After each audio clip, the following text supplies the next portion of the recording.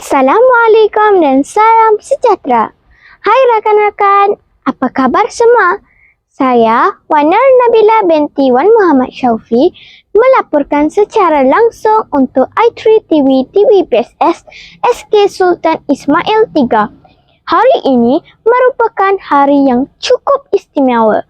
Lihat dah di sekeliling saya, senyuman ceria rakan-rakan kita. Ya, hari ini adalah hari pertama sesi persekolahan bagi tahun 2026. Jom kita saksikan kemeriahannya.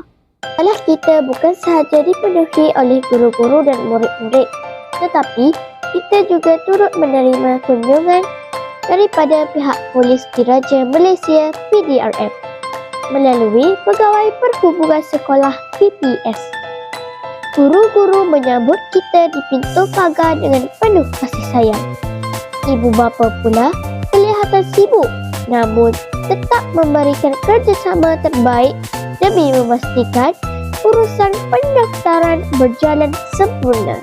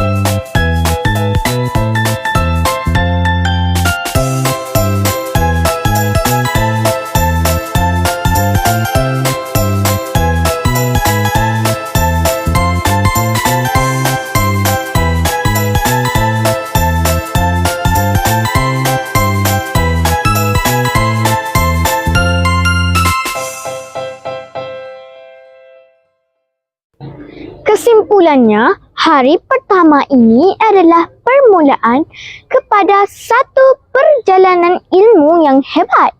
Mari kita belajar dengan tekun, jaga disiplin dan sentiasa hormat menghormati.